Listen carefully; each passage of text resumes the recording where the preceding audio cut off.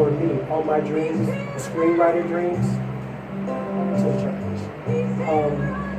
Now, I wrote different plays, but I knew that I always wanted to, and I won't say that I always did, because I always wanted to be a screenwriter. I wanted to be the next Spike Lee, da da da. I think it didn't until I was maybe about 27 that I realized that I wanted to. Sorry, my computer's doing a scan. I thought it was about to shut me down. I was like, oh no! Snap, we'll be back next week. Yeah. But I knew that a lot of my friends would always come talk to me. I just like helping people. Like I said, I love what I do. And, you know, when I, I'm gonna make sure, even though I already knew that,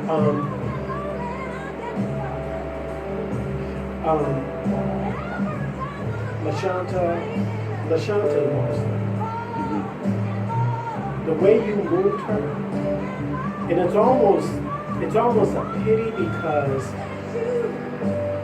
after your class, she yearned for more. So it's like you gave her a high, and now she's strung out because now she doesn't have that.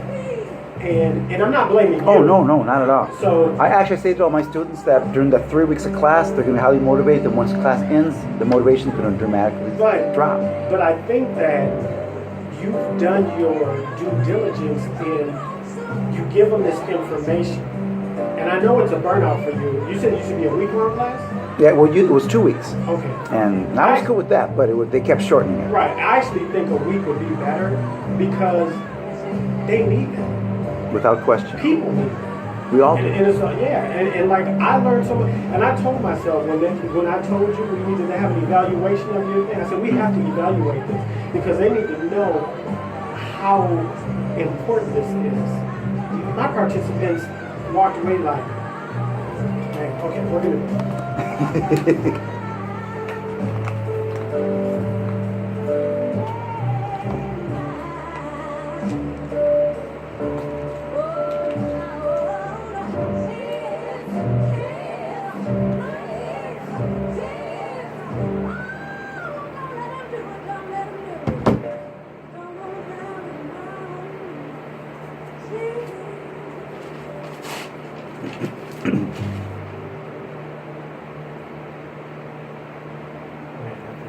I tell you. So in 1987, the week before that was inducted into Rock and Roll Hall of Fame, becoming the first female performer to be inducted. In 2005, she was inducted into the UK Music Hall of Fame. In 2012, the GMA Gospel Music Hall of Fame. Miss Franklin is listed in at least 2 all-time lists by Rolling Stone magazine, including the 100 greatest artists of all time and the 100 greatest singers of all time. She was ranked by Rolling Stone as the #1. I said, as the #1. That means nobody's up there with her. She's all by herself. Greatest singer of all time. What a remarkable life she lived. So, I want you, we're having, so if you guys could hear the conversation that we're having behind the scenes, maybe one day I'll video these and do them as a podcast behind the scenes. Well, I might put mine on YouTube because I'm recording this, so you can just check it out. I have to get you to sign a release and all that. So, you do, like we talked about working together in the next beginnings workshop that you have. You do, and not just there, but just going out and I want you to touch on this as well. You go to different high schools and you talk to students and you talk to grown-ups and you talk to people and I'm sure that family members come to you. You have a gift. Thank you. You have a gift. Thank you for sharing that gift. But you have a gift. You have a gift to be able to talk to people, to motivate them, to inspire them, to see through their eyes into their soul and things that they can't see because they're clouded by problems. Another thing that I tell my clients is that they're not their situation. Exactly. They're in a situation. Their situation does not define them. They're not their situation. So, in terms of situations, tell me about a difficult time in your life where it was hard for you to see the positive side. What or who helped you get through that? Well, there's quite a few, to be honest. I know there's a concept out there that people go through a midlife crisis, and that's simply false. We go through crises all the time. Sometimes they're small crises, and sometimes they're larger. You could lose $20, and that was the $20 you needed to put gas in your car, or you could lost $400, and it's not a big deal. I mean, $400 is a big deal. But in any case, I've gone through a couple different times. One was the first time that I met my mentor. I was in the Marine Corps, and I will be honest with you, I was very, very egotistical. There were a couple of us Marines that had our little nicknames, and I was so egotistical. My nickname was GGMC, which stood for God's Gift in the Marine Corps. That's actually my third book that I put out there, my tour. I met my mentor, and he took me aside. I was going through some issues at the time, and he spoke to me in clear, concise English, and he told me I was one of the finest Marines he's ever seen, and that he didn't want the Corps to break me. I was going through some issues at the time with the military, and it was that mindset, somebody that had absolute belief in me, that it blew my mind. I didn't know how to respond to that at the time. Fortunately for me, I became a much wiser person through my experiences, and I left my ego behind. I realized that it's not all about me, it's all about other people. That was my mentor, Douglas Hopkins, when I was in the Marines. Another difficult time was back in 2005, 2006, when my son's mother and I went separate ways. It was not something that I wanted to happen after 8 years, but it gave me the ability to learn more about myself. I think that going through strife, going through difficult times kind of helps define who we are. And if you were to live a life that's just perfect and there's no problems, then you really don't experience the full taste of life. When you learn to struggle and overcome adversity, then everything's greener, everything smells better, the food tastes better. You appreciate life when you realize that you have something to lose. So, what do you think is one of the greatest gifts that we as humans have in this difficult time? Empathy, empathizing for other people. We live in a society, we live in a time where it's me, it's all about me, instant gratification. And we see it as kids are pushed through the school system and spewed out into society to become these employees. We need to care more for each other, and one of the reasons why I'm working for the organization I do is to help people out, because I've needed that help. And I think that we as a society need to really embrace those that may not be as fortunate as we are. We can all do something to help another person, and I think if we did that as a society, this would be a much better place to live. I know it sounds corny, but I believe it. Can you give me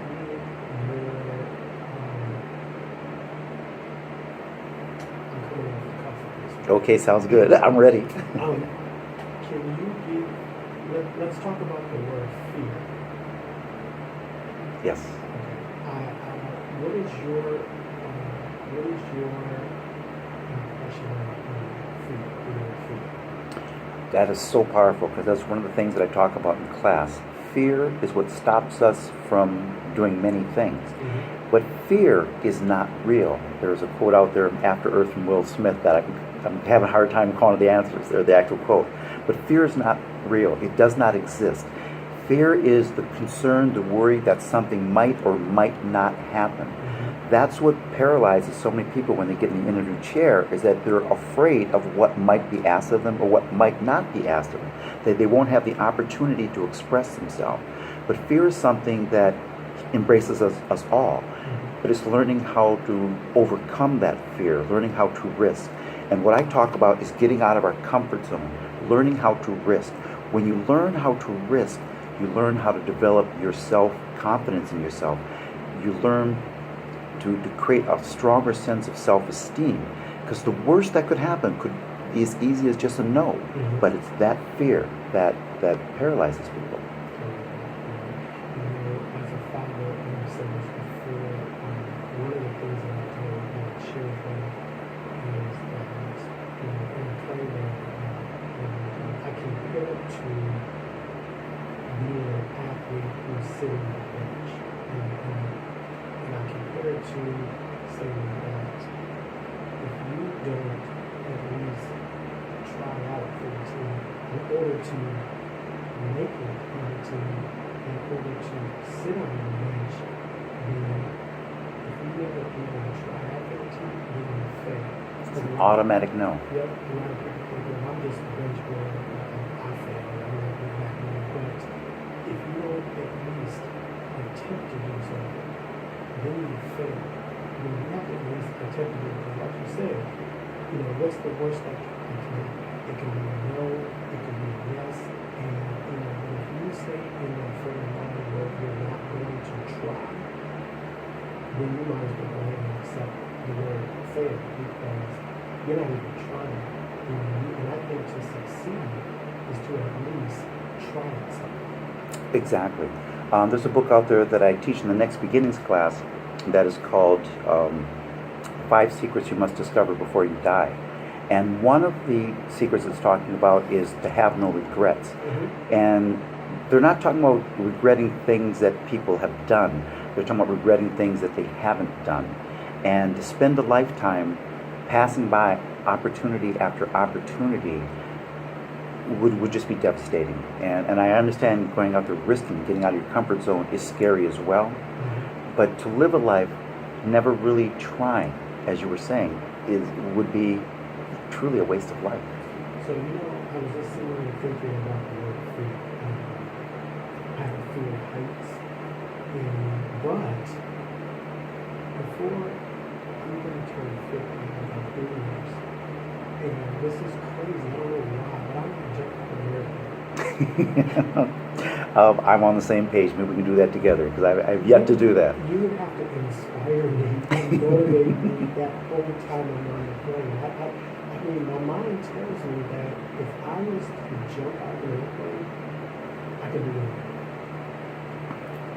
it. Sometimes we need that example to do that. For me, joining the Marines and going through the Marine Corps gave me that S on my chest that I can do anything. Mm-hmm. So yeah, that may be something we should set that up. Yeah, but wait. You're moving really fast. I said my mind is telling me that I can do that. Now, my body, that's a different story. I'm going to, and again, we're going to talk more about how you can obtain this book inside the Matrix, The Power of Choice. I'm going to say another, and I believe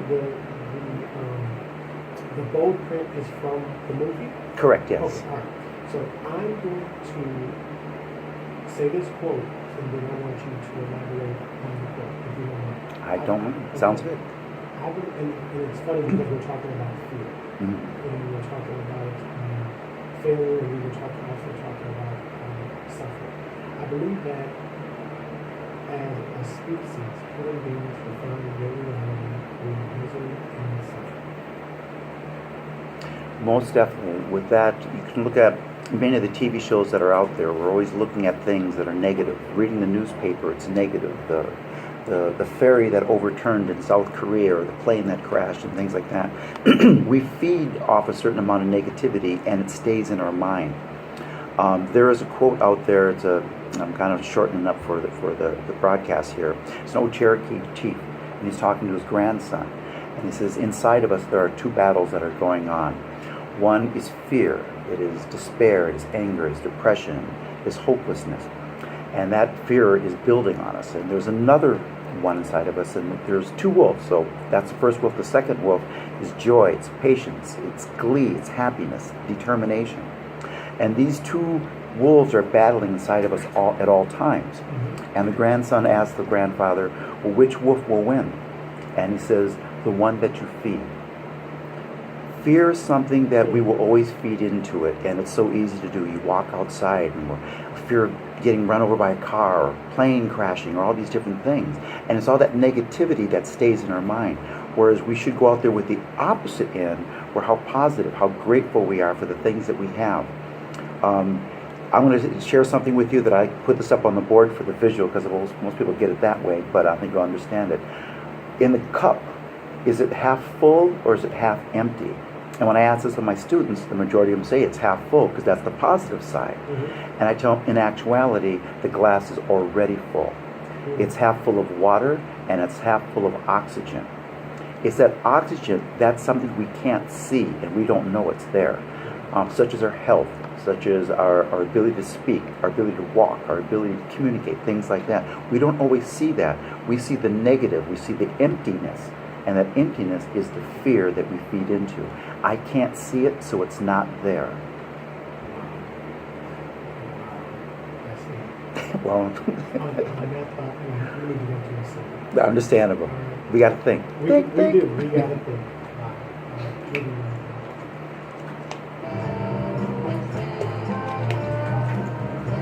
All right, so we're good. So these next songs are going to be like 2 minutes, Okay. and then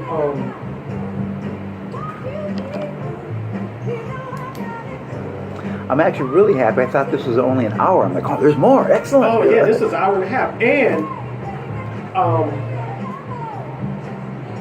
you can come back anytime you want. I may take you up on that. Come back anytime you want. Where's your other books? This was the one that really was for other people. The first one was The Moment of Pause, and that was my presentation I gave at the high schools. I wanted to be able to get it out into the hands of those students that couldn't afford it, so it's like $2.99, really cheap, ebook. That was my first endeavor. My second one was quotes from Robert E.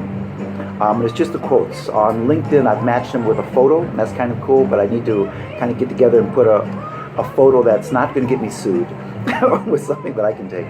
My third one was GGMC, and I wrote that for my mentor because without him, I wouldn't be where I'm at right now. I was on a different path in life, not necessarily a destructive path, but it was a me path. And what I realized is that it's about them. A really good friend of mine, Trina Maldonado, she gave me a quote several years ago. I may have shared this with you a couple months back, but people who serve must serve. They have to serve. The only way in which they can be happy is by serving.